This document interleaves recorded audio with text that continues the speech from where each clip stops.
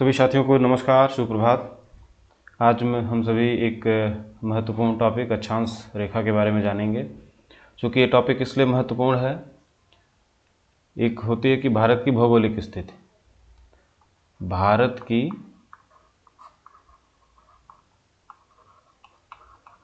भौगोलिक स्थिति। अगर ये आपको जानना है तो फिर आपको जो है अक्षांश रेखाओं के बारे में थोड़ी जानकारी हो जाए, क्या होती हैं, क्यों महत्वपूर्ण हैं, किन किन अक्षांशों के बीच भारत अवस्थित है, इन सभी बिंदुओं पर विस्तृत चर्चा होगी। चूँकि अक्षांश रेखा की जानकारी होगी तो चर्चा आपके लिए बहुत ही आसान हो जाएगी। चलिए आगे बढ़ते हैं और सबसे पहले अक्षांश रेखा के बारे में ही समझते हैं। अक्षांश रेखा, अक्षांश रेखाएं हमारी कौन सी रेखाएं होती हैं? आप देख लीजिए कि जैसे सपोज दैट ये पृथ्वी हमारा अर्थ है। क्या है? ये अर्थ है, ठीक है।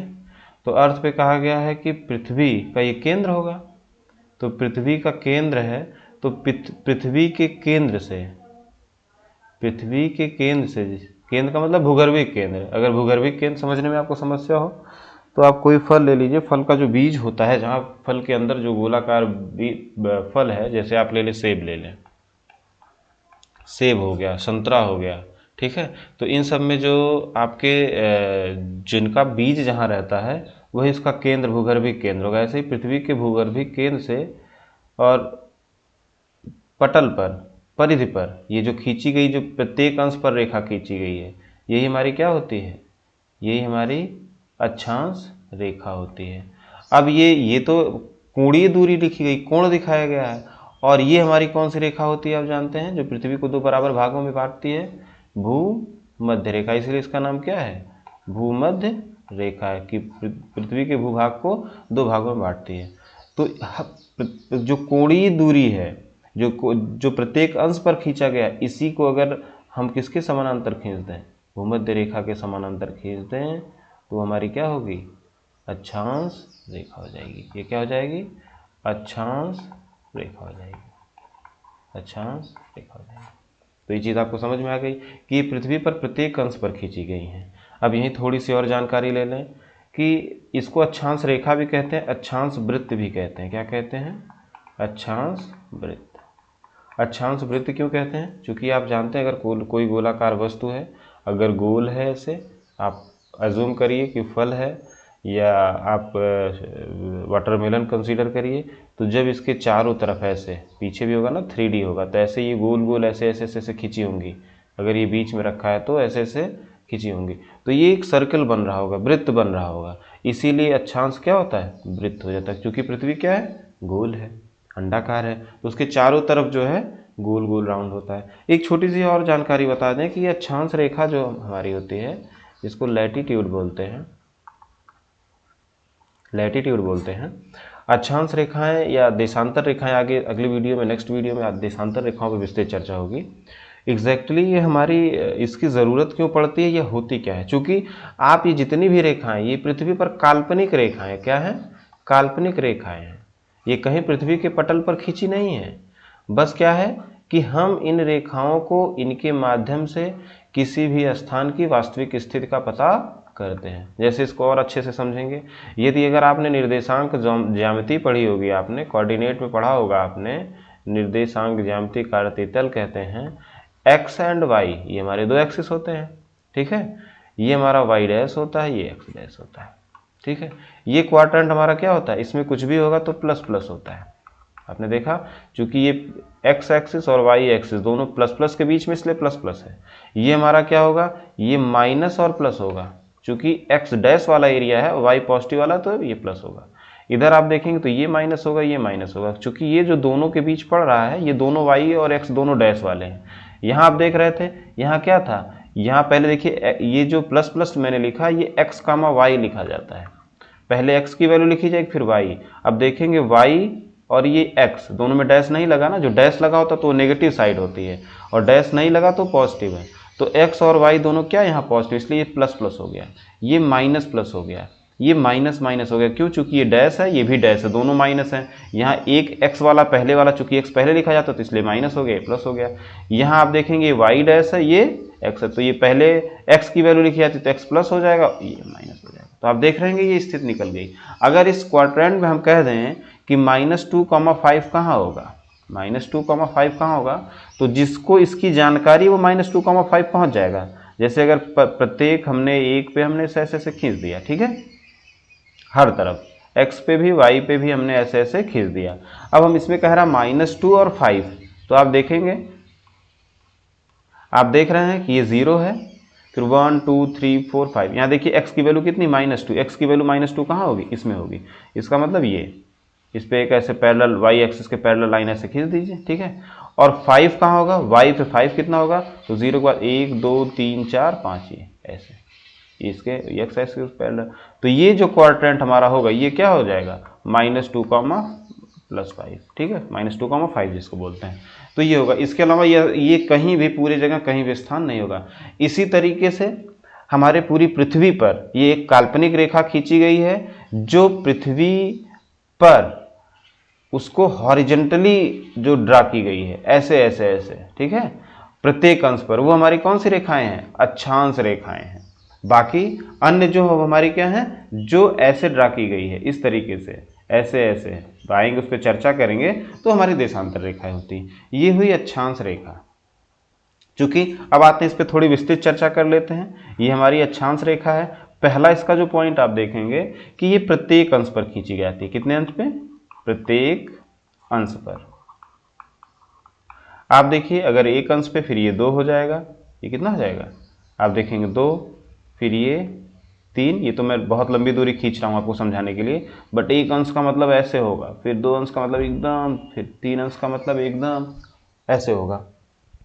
तो आप इसको जो है देख सकते हैं कि प्रत्येक अंश पर खींची जाती हैं। अब आपको इसमें ये देखना है कि कितनी अक्षांश रेखाएं होंगी। आपको पता है कि जब ये एंगल जो हमारा, ये एंगल कितना होता है, 90, लंब बोलते हैं ना, परपेंडिकुलर बोलते हैं, ये हमारा कितना है, 90 है। तो इसका मतलब जब ऐसे हम एक एक अंश पर खींचेंगे तो ये स्ट्रेट वाली रेखा कितनी मिले, कब जाके मिलेगी, ये 90 पर जाके मिलेगी। कितना अंश होगा, 90 होगा, ठीक है। तो इसका मतलब 0 से 90 अगर हम जाएंगे, इसको ऐसे आप देखिए, इसको आप ऐसे कंसीडर करिए कि अगर आप 0 से 90 जाएंगे, 0 से यदि अगर आप 90 जाएंगे तो ये हमारा क्या हो गया, ये 90, चूँकि आप जानते हैं कि जब पृथ्वी को भूमध्य रेखा, ये हमारी भूमध्य रेखा है, इसके बहुत सारे नाम होते हैं, अभी इस पर चर्चा होगी। तो ये पृथ्वी को 2 बराबर भागों में बांटती है। एक, इसको ऊपर वाले को बोलते हैं उत्तरीय गोलार्ध, उत्तरी गोलार्ध, क्या, उत्तरी गोलार्ध। ये हमारा कौन सा हो जाता है, दक्षिणी गोलार्ध हो जाता है, दक्षिणी गोलार्ध हो जाता है। और आपको पता है कि ये जो हमारा बिंदु है, ये जो दोनों बिंदु मिलते हैं, जो उत्तरी गोलार्ध और दक्षिणी गोलार्ध के जो बिंदु हैं, ये ध्रुव होता है। क्या कहते हैं, ध्रुव होता है। ये क्या होता है, ये हमारा ध्रुव होता है, इसको पोल बोलते हैं। तो अगर ये उत्तर की तरफ है तो उत्तरी ध्रुव हो जाता है। कौन सा हो जाता है, उत्तरी हो जाता है। ये दक्षिण की तरफ तो क्या हो जाएगा, दक्षिणी हो जाएगा, ठीक। तो आपको समझ में आई। तो जैसे ऊपर आप देखते हैं कि ये 90 एंगल बनता है, और हमारी अक्षांश रेखाएं कितने, प्रत्येक अंश पर खींची गई हैं। ये प्रत्येक अंश पे ऐसे हैं, फिर ये एक अंश पे हुआ, तो इसी के समानांतर, भूमध्य रेखा के समानांतर जो हमारी रेखाएं खींची गई, वही हमारी क्या हो गई, ऐसे ऐसे। ये हमारी कितनी हो गई, ये हमारी अक्षांश रेखाएं हो गई, ठीक है, ये अक्षांश रेखाएं होंगी। तो आप देखेंगे तो ये हमारी कितनी हो जाएंगी, 0 से 90 तक ऊपर, ये हमारी 90 इधर हो गई, ठीक है। और इधर आप आएंगे, इस तरफ भी दक्षिणी गोलार्ध में, तो ये भी 90 एंगल है। तो यहाँ भी इसी तरीके हमारी कितनी रेखाएं खींची जाएंगी। आप कल्पना करिए, जब 90 एंगल है तो टोटल कितना एंगल बनेगा, जब ऐसे एंगल बन रहा होगा, ऐसे, फिर ऐसे, ऐसे, फिर ऐसे, फिर ऐसे, तो यहाँ भी 90 खींचेंगे। तो इस तरफ भी हमारी कितनी खींची, 90 रेखा, ठीक है। यहाँ भी 90, तो कितना हो गया, 90 + 90 कितना हो गया, 180।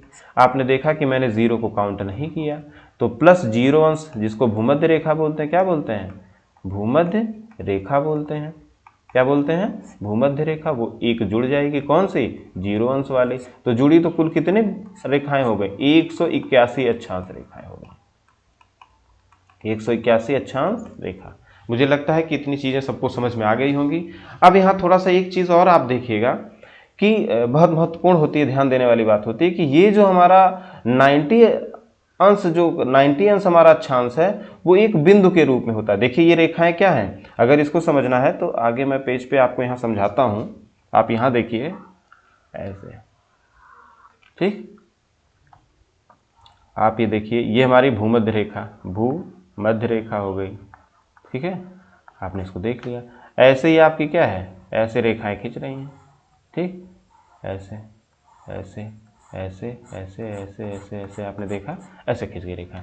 और जो सबसे ऊपर जो 90 पे होगी वो एक बिंदु के रूप में होगी। 90 अंश अक्षांश जो होगा वो किस रूप में होगा, बिंदु के रूप में होगा। किसके रूप में होगा, बिंदु के रूप में। मुझे लगता है ये चीजें सबको समझ में आ रही होंगी कि बिंदु के रूप में है। ये भी 90 हमारा क्या होगा, इधर भी जब ऐसे रेखाएं खींच रही होंगी तो ये भी 90 होगा, एक अंत में जाके बिंदु बनेगा। क्यों, क्योंकि एक ये भी प्रश्न होता है कि जब भूमध्य रेखा से ध्रुवों की तरफ जाते हैं, भूमध्य रेखा ये क्या है हमारा, ध्रुव है। जब ध्रुव की तरफ जाते हैं तो जो हमारी अक्षांश रेखाएं होती हैं वो क्या होती हैं, अब छोटी होती चली जाती हैं। क्या हो जाती हैं, छोटी होती चली जाती हैं। ये तो आपकी चीज हो गई। और अंत में क्या होता है, ये एक बिंदु रूप में हो जाते हैं। किसके रूप में हो जाते हैं, बिंदु के रूप में। तो दो हमारी बिंदु रूप में हो गई, तो इसका मतलब क्या है, केवल बिंदु हो गई। तो रेखा हमारी कितनी बची, 181 थी टोटल, 181 में से दोनों 90 घटा दिया तो 179, ठीक है, 179 हमारी बची। अब हमें क्या ध्यान देना है, हमें ये ध्यान देना है कि अगर आपसे जो प्रश्न पूछा जाए कि कितनी अक्षांश रेखाएं हैं, तो हमारी कितनी अक्षांश रेखाएं हो जाएंगी। चूंकि ये बिंदु रूप में हो जाता है तो टोटल 179। अगर अक्षांश वृत्तों की बात की जाए, चूंकि बिंदु भी क्या है, एक वृत्त, और ये वृत्त है, तो वहां हम 181 टोटल बताते हैं, ठीक है। आगे आइए, आगे बढ़ते हैं। आप यहां से अक्षांश रेखाओं पे तमाम सारी चीजें आप पॉइंट कर सकते हैं। पहला ये है कि जब भूमध्य रेखा से ध्रुवों के बीच जाते हैं तो अक्षांश रेखाएं क्या हो जाती हैं, छोटी हो जाती हैं। दूसरा आपका विकल्प बनेगा, ये तो मैंने यहाँ लिखा था इसलिए पहला नहीं लिख रहा हूं, पहला यही हमारा हो गया। दूसरा हमारा होगा कि दो अक्षांशों के मध्य आप देखेंगे तो 111 किलोमीटर का अंतर होता है, ठीक है। मतलब अगर कोई व्यक्ति इस अक्षांश पर खड़ा है, कोई इस अक्षांश पर खड़ा है, और दोनों एक दूसरे से मिलने जाते हैं, अगर ये 0 अंश अक्षांश पे, एक अक्षांश पे खड़ा, सॉरी सीधे खींचिए, एक अंश अक्षांश पे, यदि अगर इससे मिलना है इसको, तो इसको कितनी दूरी तय करनी पड़ेगी, 111 किलोमीटर ये दूरी तय करके तब उसके पास पहुंचेगा। इसी तरीके से यदि अगर कहा जाए कि कोई 0 अक्षांश पे है और कोई हमारा किस पे है, हम कहते हैं 40 अक्षांश पर है, किस पे है, 40 पे है, तो इसका मतलब हमको कितनी दूरी तय करके जानी पाएगी, 40 इंटू 111 किलोमीटर, तो 4440, 4440 किलोमीटर उसको क्या करना पड़ेगा, ट्रेवल करके 0 से फिर 40 अंश पे जाना होगा। तो ये रही दोनों के मध्य की दूरी। अब तीसरा है कि भूमध्य रेखा क्या करती, पृथ्वी को दो बराबर गोलार्धों में बांटती है, इसीलिए इसको भूमध्य रेखा अंग्रेजी में क्या बोलते हैं, इक्वेटर बोलते हैं, ठीक है। इसी को 0 अंश अक्षांश भी बोलते हैं, ठीक है। और इसी का नाम विषुवत रेखा भी है। क्या है, विषुवत रेखा है। कौन सी रेखा है, विषुवत रेखा है। इस पे सूर्य की किरणें क्या है, लंबवत पड़ती है, यहाँ गर्मी सबसे ज्यादा होती है। क्या होती है, गर्मी सबसे ज्यादा होगी। चूंकि आप जानते हैं कि जहां क्या हो, जहां गर्मी होती है वहां क्या होगा, वायुदाब क्या होगा, वायुदाब न्यून होगा, ठीक है। और इन क्षेत्रों पे वर्षा भी हमारी क्या होती है, कम होती है। चलिए आगे बढ़ते हैं। ये हमारी कुछ सामान्य सी जानकारियां हैं जो मैंने आपसे चर्चा की। आगे बढ़ते हैं।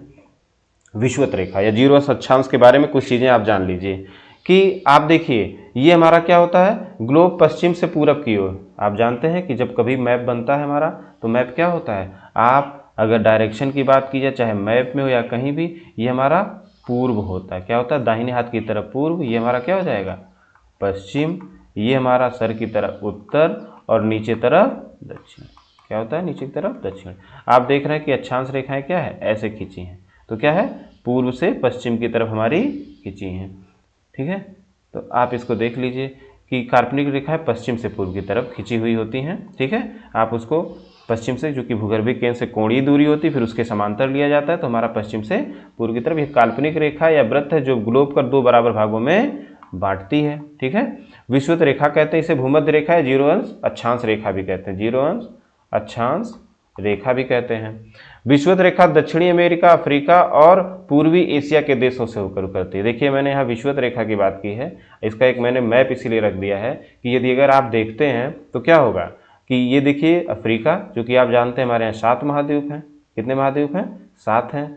तो आप गणना कर लीजिए, 1 2 3 4 5 6 7। कौन कौन सा? एशिया महाद्वीप जो सबसे बड़ा होता है, फिर हमारा कौन सा है? ऑस्ट्रेलिया है, अफ्रीका, एक क्रम नहीं बता रहा हूँ बड़े छोटे का, एशिया है, ऑस्ट्रेलिया, अफ्रीका है, यूरोप है, नॉर्थ अमेरिका है, साउथ अमेरिका, इसको लैटिन अमेरिका बोलते हैं, अमेरिका, अंटार्कटिका, ये हमारे 7 महाद्वीप हैं। तो किन किन महाद्वीपों को ये कट करती है? तो आप देखिए दे दिया गया है कि अगर इस मैप को आप जरा सा भी याद रखेंगे, दक्षिण अमेरिका है, फिर क्या है? अफ्रीका है, और एशिया का ये देखिए कुछ भाग, पूर्वी एशिया का भी भाग है जिससे होकर गुजरती, फिर आगे वो निकल जाती है। ये देखिए हमारे 3 महाद्वीपों को कट करती है। फिर भूमध्य रेखा, सूर्य की किरणें वर्ष भर लगभग लंबवत पड़ती हैं। मैंने इसकी चर्चा की कि यहाँ विषुवत, अभी आपसे चर्चा की थी कि यहाँ लंबवत पड़ती हैं, विषुवत रेखा पर सूर्य की जो किरणें होती हैं लगभग वर्ष भर लंबवत पड़ती हैं, जिस कारण यहाँ अत्यधिक क्या होता है? सूर्य का ताप होता है। परिणाम स्वरूप सदैव तापमान क्या रहता है? उच्च बना रहता है। इसी कारण यहाँ वार्षिक एवं दैनिक तापांतर बहुत कम होता है। अगर दैनिक तापांतर में अगर आपको कुछ कन्फ्यूज़न हो तो तापांतर का मतलब कि जैसे आप सपोज दैट कि दिन में हमारी खूब क्या हुआ? सूर्य का खूब विकिरण आया। ठीक है, सूर्य का खूब विकिरण आया और हमारी क्या हुई? अर्थ हमारी क्या हो गई? हीट हो गई। ठीक है, हीट हो गई। अगर हम मानते हैं कि दिन में हमारा टेम्परेचर यहाँ 48 डिग्री सेल्सियस रहा, ठीक है, और रात में सूर्य की विकिरण नहीं गई, चूँकि ताप यहाँ ज़्यादा रहता है, अत्यधिक ताप बना रहता है। अगर यहाँ हम कहते हैं कि 40 डिग्री रहा तो तापांतर क्या है? केवल 8 डिग्री सेंटीग्रेड रहा। तो इसलिए क्या होता है कि ये हमारा बहुत न्यून है। कम रहता तो वहाँ अत्यधिक क्या है? एक ताप जैसा ताप बना रहता, बहुत ज़्यादा गर्मी वहाँ बनी रहती। इसी को हम क्या बोलते हैं? तापांतर बोलते हैं कि सुबह और रात के, जैसे दिन में जो गर्मी पड़ती है और रात का जो ताप होता है, दोनों का अंतर ही क्या कहा जाता है? दैनिक तापांतर होता है।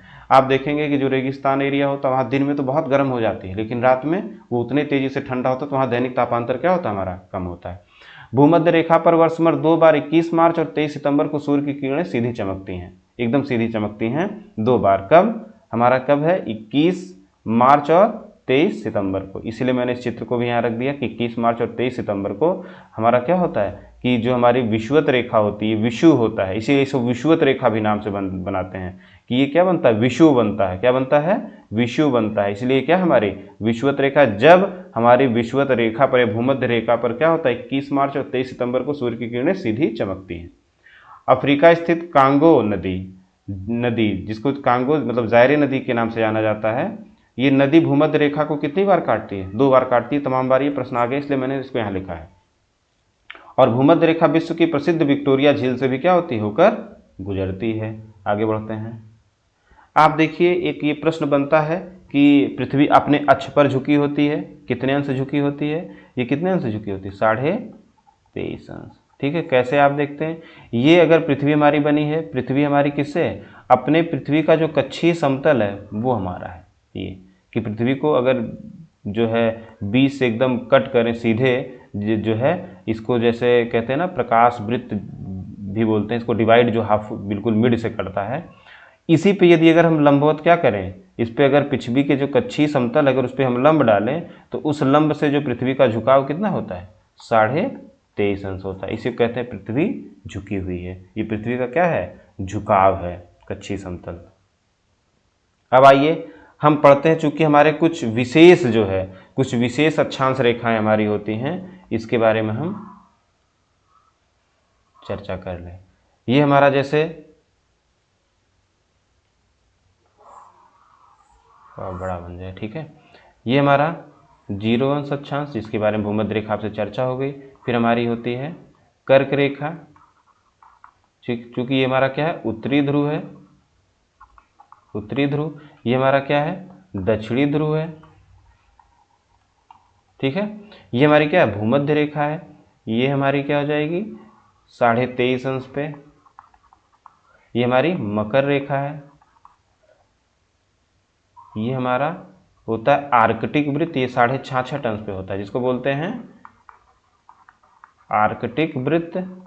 और ये जो हमारा होगा क्या होगा, ये हमारा इधर भी जो 66.5 पे होगा, दोनों तरफ उत्तरी दक्षिणी, ठीक है, 66.5 अंश पे, इसको क्या बोलते हैं, अंटार्कटिक वृत्त। अंटार्कटिक वृत्त ये हमारे विशेष अक्षांश होते हैं, जिसके बारे में हमारा क्या होता है, प्रश्न बनता है कि ये कौन कौन से किस अक्षांश का था। ये उत्तरी ध्रुव, ये दक्षिणी ध्रुव है, ये कर्क रेखा है, ये हमारी कौन सी रेखा है, मकर रेखा 23.5 अंश पे, ठीक है। तो ये इस पे, ये जो नॉर्मल है, इस पे मैं थोड़ी विस्तृत चर्चा जब हम आगे बढ़ेंगे तो करेंगे। आप देखिए पहले कर्क रेखा के बारे में चर्चा कर लेते हैं।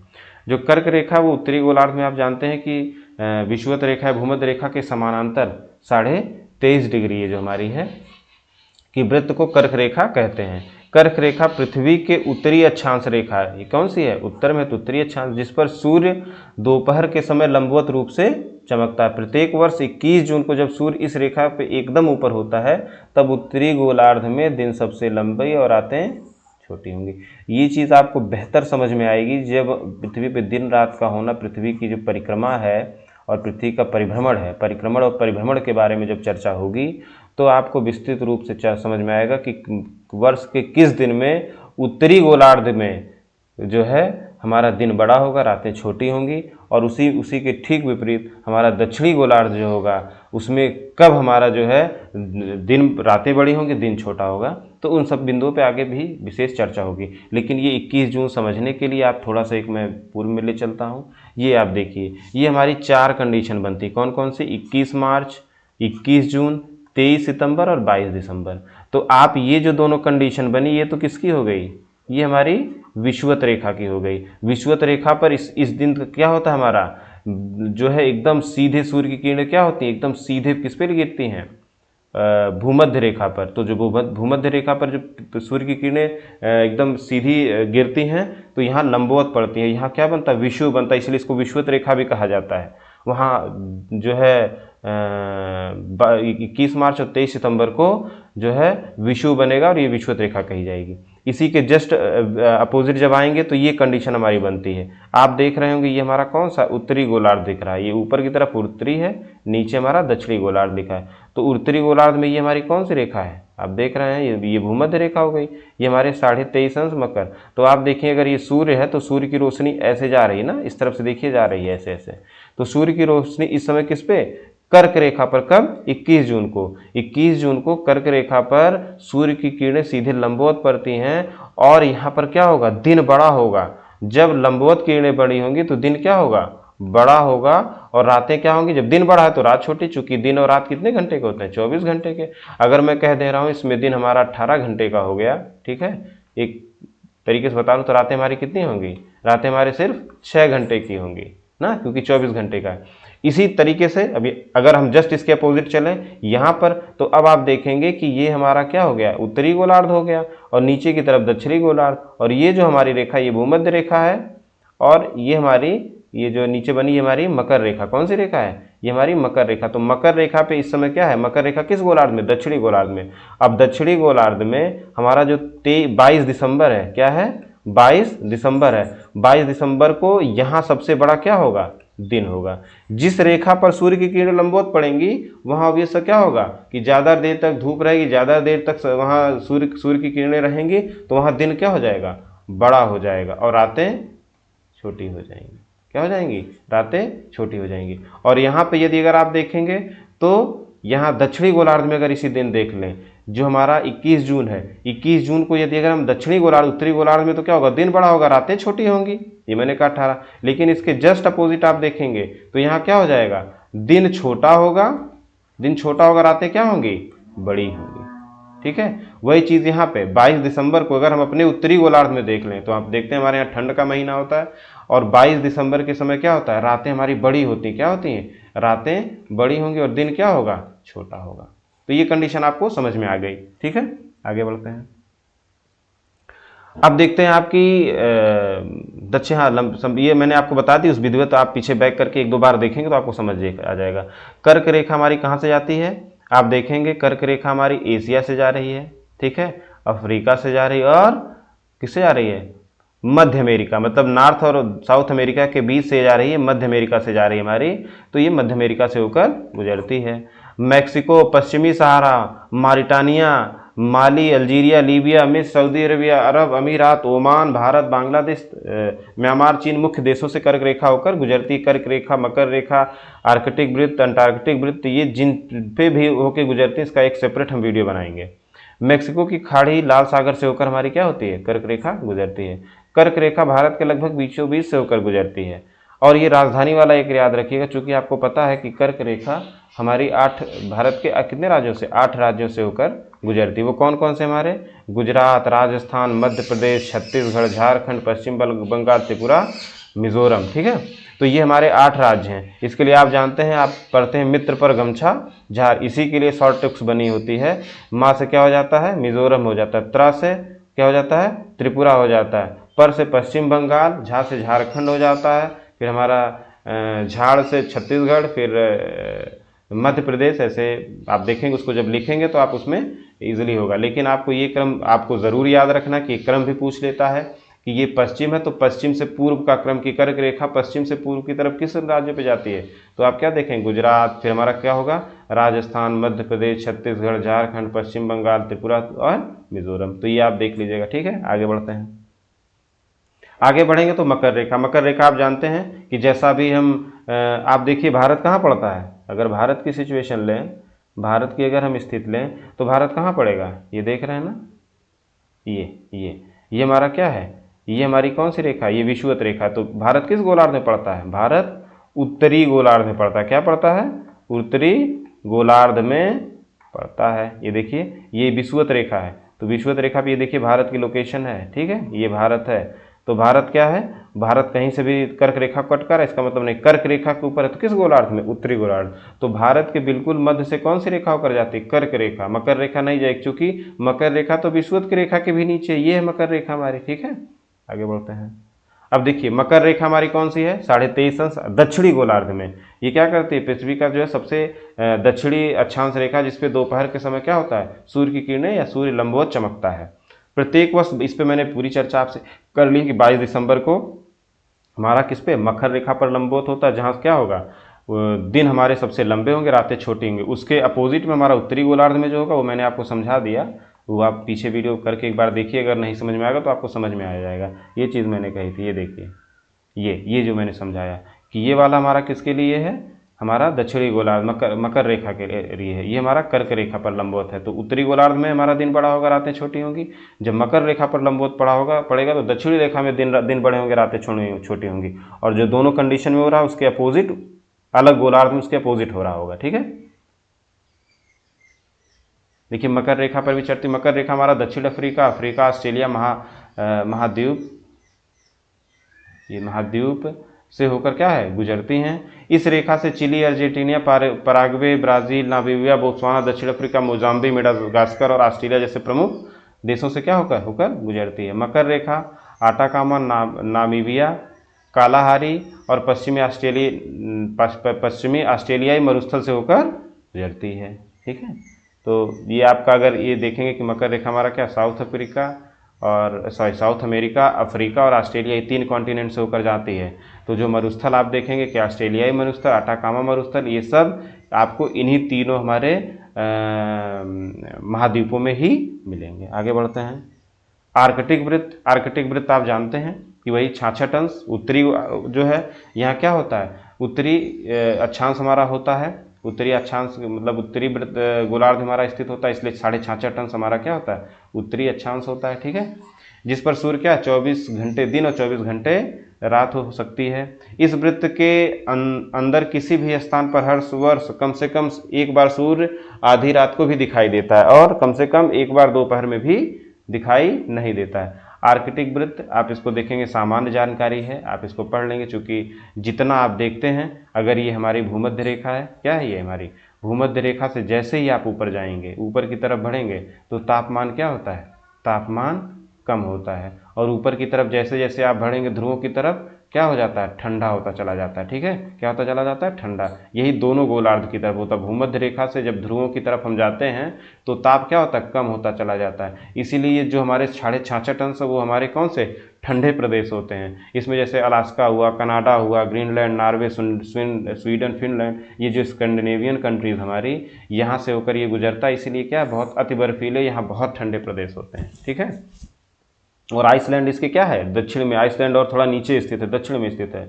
यह वृत्त कनाडा के ग्रेट बियर झील से होकर गुजरता है। इसको याद रखिएगा, एक बार प्रश्न आ चुका है, गुजरता है। आर्कटिक वृत्त के क्षेत्र में सूर्य की किरणें तिरछी पड़ती है, जिससे वहाँ अत्यधिक ठंड। इस पर मैंने चर्चा कर दी कि जैसे जैसे हम ऊपर की तरफ जाएंगे ध्रुवों की तरफ, वैसे वैसे हमारी ठंड अत्यधिक पड़ती जाती है, चूँकि वहाँ पर सूर्य की किरणें क्या होती हैं, तिरछी पड़ती हैं। इसका जब हम रोटेशन रेवोल्यूशन पढ़ाएंगे तो विद टार्च का इसका फोकस करके दिखाएंगे तो आपको ये चीज़ें और बेहतर समझ में आएंगी। आगे बढ़ते हैं। इसी तरीके से हमारा अंटार्कटिक वृत्त है। ये जस्ट जैसे वो उत्तर था वो दक्षिण है। इसमें कोई महाद्वीप इसमें नहीं जो है इसमें कोई भी महाद्वीप इसको नहीं कट करता है। इसमें क्या है, इसमें अधिकांश भाग क्या हमेशा बर्फ से ढका रहता है। यही इसीलिए विज्ञान शोध केंद्र तमाम देशों के इसी में है। ठीक है, इसलिए क्या है, इसको सफ़ेद महाद्वीप भी कहा जाता है। अब आप आगे बढ़ते हैं। ये देखिए एक अस्वच्छांश की बात है। ये आप देखिए अस्वच्छांश कहा जाता है, इसको थोड़ा देख लीजिए, ये थोड़ा समझने वाला टॉपिक है। ये देखिए 30 से 35 अंश अक्षांश, 30 से 35 कितना, 30 से 35 अंश अक्षांश हमारा। ये चाहे उत्तरी हो, ये क्या है, भूमध्य रेखा ना, ये विषुवत रेखा, ये विषुवत रेखा से उत्तर है तो ये उत्तरी गोलार्ध है, और ये क्या है, दक्षिण है तो ये हमारा दक्षिणी गोलार्ध में। इन दोनों गोलार्धों में आपका क्या देखेंगे, 30 से 35 अंश जो अक्षांश होगा उसी को हम अस्वच्छांश कहते हैं। क्या कहते हैं, अस्वच्छांश कहते हैं। कौन सा अक्षांश कहते हैं, अस्वच्छांश। क्यों अस्वच्छांश कहते हैं, इसके पीछे की एक कहानी है। पहले इसके पीछे का जो साइंटिफिक तर्क है वो समझ लीजिए। मैंने आपसे चर्चा की थी कि विषुवत रेखा पर लगभग पूरे वर्ष हमारी सूर्य की किरणें क्या है, लंबवत पड़ती हैं। क्या पड़ती हैं, लंबवत पड़ती हैं। तो जब लंबवत सूर्य की किरणें पड़ेंगी तो यहाँ ताप क्या होगा, ज़्यादा होगा। क्या होगा, ताप हमारा क्या होगा, ज़्यादा होगा। क्या होगा, ताप ज़्यादा होगा। जब ताप ज़्यादा होगा तो आपको पता, मैंने जब कहा जब ताप ज़्यादा है तो तापमान ज़्यादा होने की वजह से दाब क्या होगा, न्यून होगा। क्या होगा, न्यून दाब होगा। जब दाब न्यून होगा तो अपने इस दाब को ये समायोजित करने के लिए क्या करता है, यहाँ की हवाएं ऊपर उठती हैं और यहाँ जाकर समायोजित होती, 30 से 35 के आसपास समायोजित होती, तो यहाँ क्या हो जाता है, उच्च दाब हो जाता है। क्या हो जाता है, उच्च दाब होता है। और उच्च दाब क्षेत्र जो हमारा होता है, यहाँ पर क्या होता है, अमूमन जो है वायु शांत रहती, हवा क्या रहती, हवा शांत होती यहाँ, और प्रेशर हाई होता है। जब वायु उच्च दाब है तो प्रेशर हाई है। तो ऐसे अक्षांशों में क्या होता है कि पूर्व समय में जब नाविक लोग जब जहाज पर घोड़े और उसकी सवारी लेकर जाते थे तो क्या होता था, वहाँ वो फंस जाते थे। उनका जहाज उच्च दाब क्षेत्र और वायु वहाँ कम, चूंकि पहले नाव क्या है, वह हवा के सहारे नाव क्या होती थी, जाती थी, चलती थी। हवा की ही दिशा में नाव को लेकर चलते थे। तो नाविक क्या होते थे, परेशान हो जाते, क्योंकि वहाँ वायु लगभग स्थिर हो जाती थी, हवा एकदम लगभग स्थिर हो जाती थी। तो इस कंडीशन में और प्रेशर हाई हो जाता था तो कई दिन तक फंसे रहते थे। तो वो क्या करते थे, इस स्थिति में उनके नाव में जो घोड़े रहते थे उनको इसी अक्षांश में क्या करते थे, कूदा देते थे, उनको धक्का मार के पानी में, समुद्र में गिरा देते थे। तो इससे क्या होता था कि वहाँ जो लोड है, एक तो नाव का लोड कम हुआ और उनके कूदने से भी नाव क्या होती थी, आगे की तरफ बढ़ जाती थी। इसीलिए इसको क्या कहा गया, अक्षांश कहा गया। इसमें देखिए कई जहाज अमेरिका जैसे देशों में घोड़े ले जाते थे। जब जहाज फंस जाते थे, फंस जाने का हमने रीजन बताया, फंस जाते थे और भोजन पानी की, चूंकि जब फंस जाते थे हवा चलती ही नहीं थी, नाव रुकी रहती थी, तो भोजन पानी की भी कमी होती थी। तो नाविक जहाज को हल्का करने के लिए घोड़ों को क्या करते थे, समुद्र में फेंक देते थे ताकि जहाज आगे बढ़ सके। इस घटना के कारण ही हमारा क्या हुआ, जो 30 से 35 अंश अक्षांश हुआ, इसको क्या कहा गया, अस्वच्छांश कहा गया। ठीक है, इसी के साथ मैं अक्षांश की जो क्लास है इसको यहीं समाप्त करता हूँ। इससे आधारित जो प्रश्न होंगे आगे जब देशांतर रेखाओं पर भी चर्चा हो जाएगी और पृथ्वी के घूर्णन और परिक्रमण पे भी चर्चा हो जाएगी, परिभ्रमण पे, फिर दिन रात कैसे होते हैं, मौसम परिवर्तन कैसे होता है, इन सब चीज़ों पे जब चर्चा हो जाएगी तो फिर हम आगे परीक्षा के दृष्टि से जो महत्वपूर्ण प्रश्न है उस पर चर्चा करेंगे। इसी नोट के साथ मैं इस वीडियो को यहीं समाप्त करता हूँ। बहुत बहुत धन्यवाद। ऐसे ही आप हमारे साथ जुड़े रहिए और वीडियो का आनंद लेते रहिए। नमस्कार।